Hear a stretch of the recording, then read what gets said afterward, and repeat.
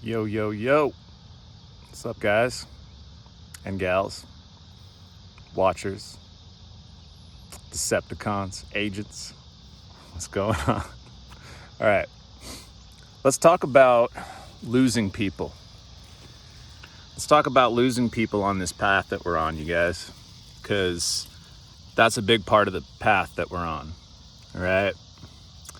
Now, Scripture talks about how the world hated Jesus before he hated you, right? And also talks about how we've been chosen out of this world, right? Meaning that we come into this awareness on this spiritual path, on this journey that we're on, that we're not actually of this world. We're really not. And that's a huge aspect of what it means, when people say chosen, right?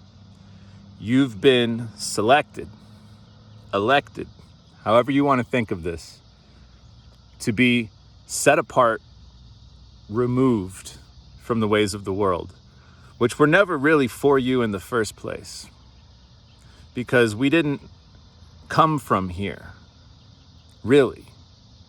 We're of the spiritual realm, but here we are in the physical realm as spirits, experiencing these bodies, experiencing these temptations, desires, fears, sufferings, all of these things that come with a body. Of course, pleasure is part of this too.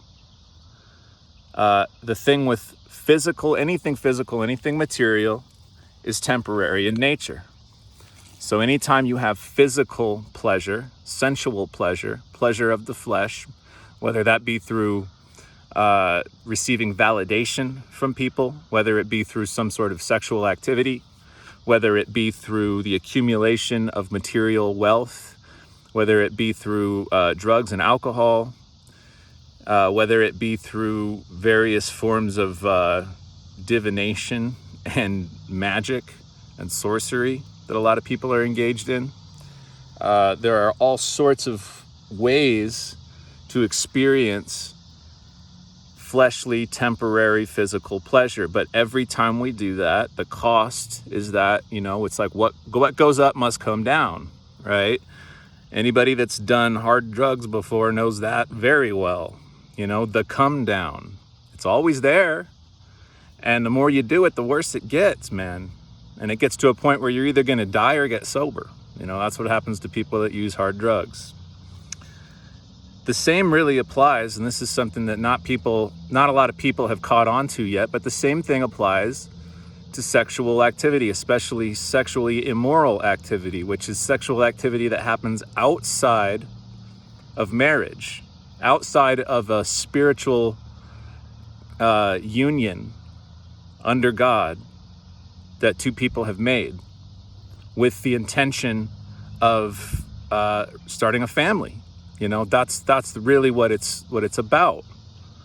And if that's where you're at, if you are at a point in your life where you are married and you have somebody who is spiritually,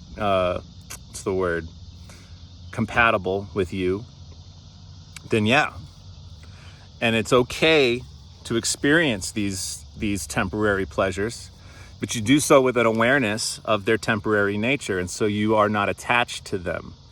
They don't drive you. They're not the driving force in your life. You're driven by something much deeper, something eternal, right? And so at any moment, as good as any of these things might feel, you'd be willing to sacrifice them. It's that willingness that's very key. So as we come into this awareness, as we grow spiritually, as we allow God to transform us, we are going to start looking different, sounding different, acting different, feeling different, so on and so forth. And what's going to happen is that the old friends you had, the old life you had, a lot of these people are not ready to go where you're going. And the further you get down this path, the more you want to continue, because the rewards are so much better than anything the world ever had to offer you. So a lot of people aren't ready to leave the world behind. Yet you are. And so naturally, you're going to lose these people, and they're going to lose you. And some of these people are going to want to pull you back down. A lot of these people are going to be jealous because what they think is happening is that you're somehow doing better than they are. Or they think that you think that you're better than them. And we know that's not the case at all. We're just seeking God. That's what we're up to. We're looking to perfect ourselves. We're looking to make regular progress and evolve and change and become the highest versions of ourselves, right? So many people are not ready for that. And so if you're somebody that's on that path and you're very committed to that path, one of two things is going to happen. You're either going to inspire people to come with you on this path, or you're going to threaten and intimidate them and make them feel less than. And then these people are going to resent you. They're going to be jealous of you. They're likely to come together in little groups and trash talk you behind your back. These might be your friends and family members I'm talking about. And so if you are on this path and you're set apart, if you're retaining, if you're abstaining, if you're engaged in a path of celibacy, a path of righteousness, if you're on that straight and narrow path, as it were, you are among a very small group of people here. Yet we are not alone, of course, and this is part of the reason for the content. Part of the reason for me sharing this is to connect with those other folks who are on this path, and better yet, hopefully inspire somebody who's not yet on the path to get on the path. So that's the work. That's the work that I am engaged in. And so I've lost a lot of people, a lot of old friends, and I had to be willing to cut ties. Certain people I had to be willing to actually block them on platforms, delete their numbers, really, really cut ties, because certain people you're going to notice, it's almost like they're obsessed with you. Like you're changing at a rapid clip and they can't understand it. They're confused. They're so confused by you. So they're watching everything you do, always keeping tabs on you, wondering what the fuck it is. And they're trying to explain to themselves every which way what's going on. A lot of people I know, for me, it's oh, this guy must be on drugs. This guy's taking too many psychedelics, or this guy's, on some weird religious thing, or this, whatever thing they can come up with in their mind to justify the transformation that they're witnessing me go through. When in fact, there are no drugs involved in this transformation. There are no substances.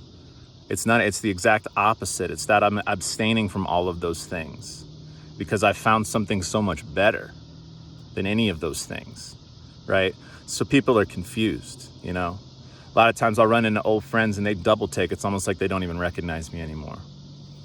And certain people you're going to discover, certain people that you really thought were your friends, that were really riding with you, not so much, man, because as soon as they feel like you're starting to do better than them, suddenly they're not on your side anymore, because these people see everything as a competition. And those of us that are on this righteous path, we don't see it as a competition. The only thing we'd be in competition with is the old version of ourselves. We're just trying to be better each day than the version of us from yesterday. And tomorrow I want to be a better version of myself than I am today. That requires a level of humility. That requires a level of acceptance that I'm not perfect. I have growing to do. I always have growing to do. But you see, that keeps me moving forward.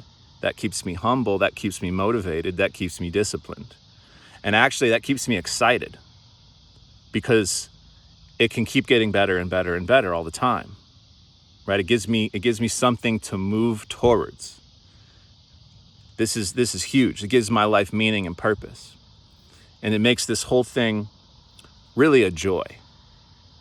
And that joy was sort of born out of sorrow, the sorrow and the suffering that came with the old way of life has been alchemized into joy, right? The fear of tomorrow that I used to have has been alchemized into an excitement. Instead of thinking what might go wrong, it's more like what could go right? How good could it get? That's more where my attention's at these days. So naturally, I'm happier and happier all the time because I have hope. The world, as it stands now, being ruled by wicked people, would like you not to have hope. That's the essence of the warfare against us, the psychological and spiritual warfare at its core. I mean, now we're starting to see things happen where it's like this covert Cold War is getting hot. And these people are starting to expose themselves. You know, it's really going down. It's all part of a process, though. You see, so as we progress in the spiritual path, we become less and less worried about that because we see the bigger picture, right? We're not focused on these events, these small events. We see the bigger picture, and we're more focused on what's within us, on the things that nobody can take from us. See, somebody could kill me, they could kill my body, but they can't kill my spirit. My spirit's immortal, and I know that. My spirit is untouchable. None of these things can touch that. Even if they kill me, flesh, if they kill my body, so be it. Because I no longer identify as a body, I am a spirit in a body. Huge difference. This awareness has grown in me through the practice of semen retention, through the practice of celibacy, abstinence, taking good care of my physical temple, paying very close attention to what goes in my mouth and comes out of my mouth. So, yeah. You're gonna lose people. But good, man, that's like losing weight. You know, trim the fat. Get rid of the excess weight, man. If it's not serving you, remove it. And don't look back. And don't think twice. Just keep moving forward. Eye on the prize. Okay, guys, that's enough for this video. Signing out. Peace and love.